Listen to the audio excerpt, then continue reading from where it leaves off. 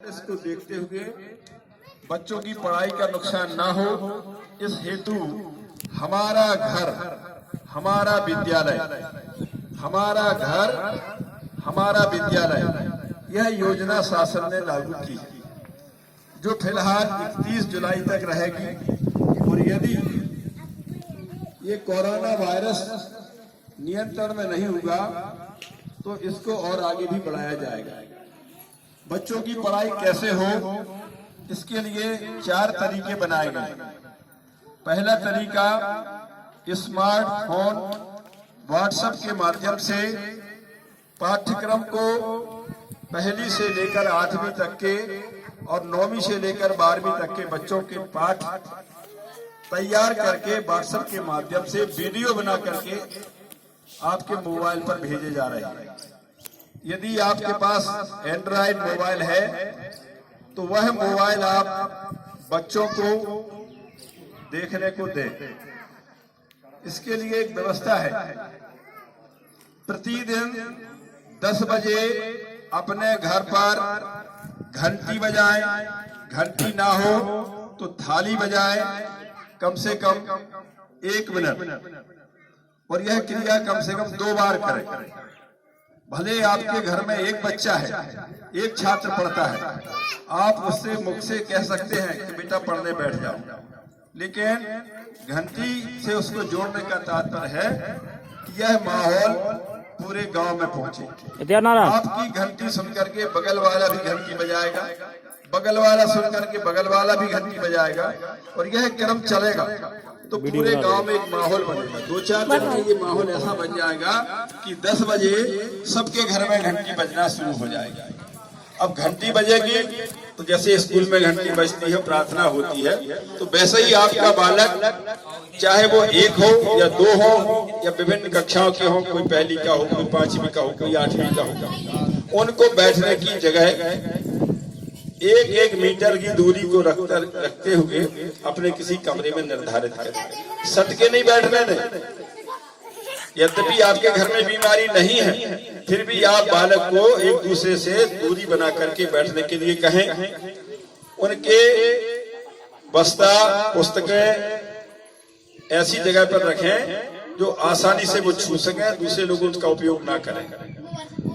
और 10 बजे से लेकर 1 बजे तक उनकी क्लास चलेगी, जिसमें 10 से 11 अपनी पाठ्य पुस्तक पर अध्ययन करेंगे या मोबाइल पर जो है पाठ भेजा गया है उसको देखेंगे। 11 बजे रेडियो कार्यक्रम प्रसारण डेली हो रहा है, सोमवार से शनिवार, तो 11 से 12 बजे तक रेडियो देखेंगे। अब रेडियो में क्या देखेंगे, सुनेंगे, और उसमें जो पाठ आ रहा है उसको ध्यान से सुनते हुए बीच बीच में एक कॉपी पर लिखते भी जाएंगे कि क्या बता रहा है। अगर ज्यादा समय ना मिल पाए लिखने का तो सुने ध्यान से, और जब 11 से 12 का टाइम पूरा हो जाए तो उसके बाद में जो याद तुम्हें रहा हो सुनने पर उसको अपनी डायरी में कॉपी में नोट करें, जिस विषय पर जो चर्चा आई। ये कार्यक्रम 1 बजे के आसपास तक रहेगा। 1 बजे के बाद पुनः आप घंटी बजा दें, बालक के लिए खाना पानी की व्यवस्था करें। 1:30 बजे तक वह खाना से फुर्सत हो जाए।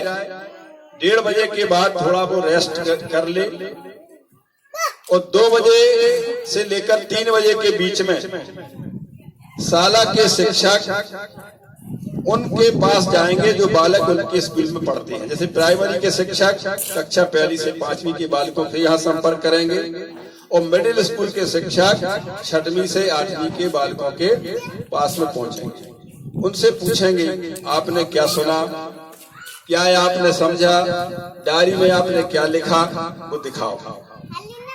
अगर हम लोग नहीं आएंगे तो ये निश्चिंत रहेंगे, आपकी बात नहीं मानेंगे, और जब हम आएंगे तो निश्चित है कि उनको लिखना पड़ेगा, और जब वो लिखेंगे तो सुनना भी पड़ेगा। तो सुनेंगे, समझेंगे, लिखेंगे, फिर जो दिक्कत उनको आई होगी सुनने में, समझने में, पढ़ने में, उस पर वो हमसे चर्चा करेंगे। हम उनकी चर्चा का समुचित हल देंगे। अगर वो हल तत्काल में नहीं होगा तो अगले दिवस में आकर के पुनः भेजेंगे। व्हाट्सएप पर डेली आपको 10 बजे के पहले पाठ शिक्षक लोग अपने अपने मोबाइल के माध्यम से तुम्हारे पास भेज देंगे। 10 से 11 आप मोबाइल देखें, 11 से 12 रेडियो सुने, 12 से 1 उस पर कार्य करें, 1 बजे के बाद छुट्टी मनाएं, 2 बजे से फिर तैयार रहें। शिक्षक लोग संपर्क करने के लिए आ रहे हैं, उनसे आप चर्चा करें। 3 बजे के बाद आपकी पुनः छुट्टी। चाय पीते हो चाय पिए, हल्का फुल्का खाना खाते हो खाना खाएं। 4 से 5 खेलने के लिए आपको समय दिया जाता है। ये बात हम इसलिए बता रहे हैं ताकि अभिभावक लोग बच्चों को इस कार्य में किसी प्रकार से व्यवधान उत्पन्न न करें। ये ना कहें कि जाओ चिरंगिया रखाओ या चारों काट लाओ।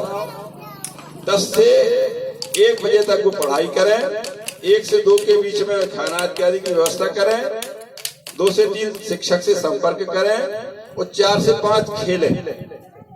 इसके बाद आपको घर का काम जो कराना हो 1 घंटे अपना घर का काम आप ले सकते हो।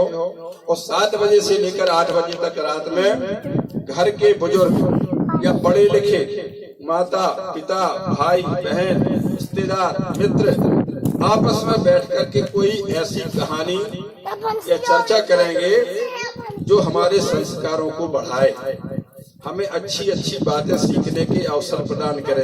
अच्छी बात क्या होती है? ईमानदारी से रहना। अब ईमानदारी से कौन रहा था उसकी कहानी सुनाना, चाहे वो कहानी राम की हो, चाहे कृष्ण की हो और चाहे गैया बुकरिया की हो, लेकिन उस कहानी में ईमानदारी, सत्य, दया, करुणा, सेवा, परोपकार, मित्रता, इन बातों का विकास हो। किसी प्रकार से छल छल चोरी इत्यादि की कहानियां न सुनाई जाए। मनोरंजन के लिए भी सुना रहे हो तब भी उसमें कोई शिक्षाप्रद बात होनी चाहिए।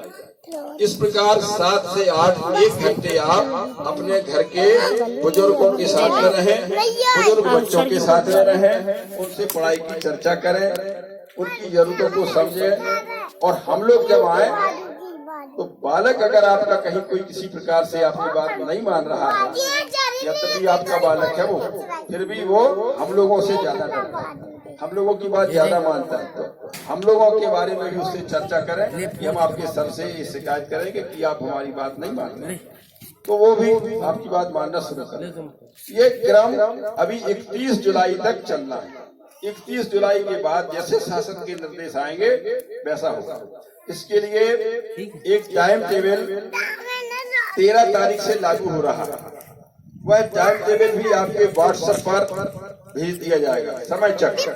उसमें पढ़ाई का कौन कौन पाठ पढ़ाया जाएगा वो सब लिखा रहेगा, कितने बजे से कितने बजे तक कौन सा पाठ चलेगा, कौन विषय चलेगा। तो आप लोग भी उसको मोबाइल के माध्यम से देख सकते हो।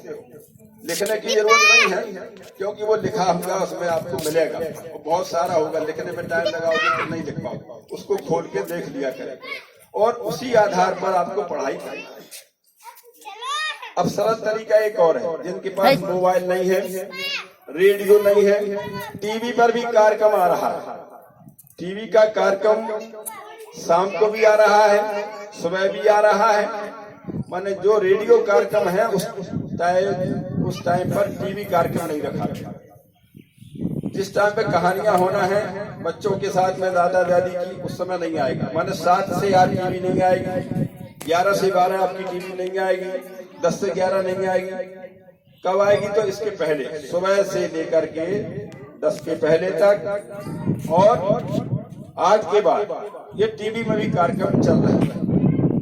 ठीक है। अब पाठ की पुस्तकें जो हमारे स्कूल में चलती थी वो सारी की सारी पुस्तकें नई पैटर्न में छप करके आ चुकी हैं, उनका वितरण भी हो गया है। कुछ छात्र रह गए, हमारे यहाँ ऐसा लगभग है कि 8-10 छात्र रह गए हैं, कोई 6वीं के, कोई 7वीं के, कोई 8वीं के। बाकी की सबकी पुस्तकें उनको निःशुल्क प्रदान की गई है, किसी प्रकार का उसमें शुल्क नहीं लगा है। और 2 पुस्तकें 3 साल से और चल रही हैं। दक्षता संवर्धन के नाम पर एक हिंदी की पुस्तक और गणित की पुस्तक। सबसे पहले हमें हिंदी और गणित की पुस्तकों पर, इस पर जो दक्षता की आई हैं उन पर कार्य करना है। और वो इतनी सरल है कि प्राइमरी का बच्चा कर सकता है, फिर तो ये मिडिल के, और गार्जियन लोग जो नहीं भी पढ़े हैं वो भी पढ़ सकते हैं उससे। जिनको पढ़ने की शौक हो, वो पहले नहीं पढ़ पाए, तो उसमें इस प्रकार की विधि है कि आपका बालक आपको भी पढ़ा देगा। और जो पढ़े लिखे हैं उन बालकों की समस्याओं का निराकरण वो पढ़े लिखे कर देंगे, क्योंकि आगे चल के वो कठिन विषय भी हो गया है थोड़ा। तो जब कठिन हुआ है तो वहां जरूरत पड़ेगी पढ़े लिखे लोगों की। और शुरुआत में इतना सरल है कि अनपढ़ भी उसको पढ़ के समझ सकते हैं। तो ये किताबें जुलाई में पूरी हो जाना चाहिए। दुर्भाग्य से ना हो पाए क्योंकि लेट कार्यक्रम शुरू हुआ है, तो 15 अगस्त के पहले 14 अगस्त तक हमें अपनी दक्षता की पुस्तकों पर काम कर लेना है। काम इसलिए हो जाएगा कि 3 साल से उसी पुस्तक को पढ़ाया जा रहा है, उस पर काम करा दिया गया है, सभी बच्चों ने काम कर लिया है, उन्हें याद है, पुनरावृत्ति हो रही है उनकी कि फिर से एक बार देख लो ताकि कोई गलती ना रहने पाए। इस प्रकार से दक्षता संवर्धन की हिंदी और गणित की पुस्तक पर क्रियाएं आप लोगों को आज से ही, अभी से ही कर देना है। इसी शुभकामना के साथ में आगे दूसरे चौराहे पर हम लोग जा रहे हैं और वहां भी यही सूचना देना है। धन्यवाद।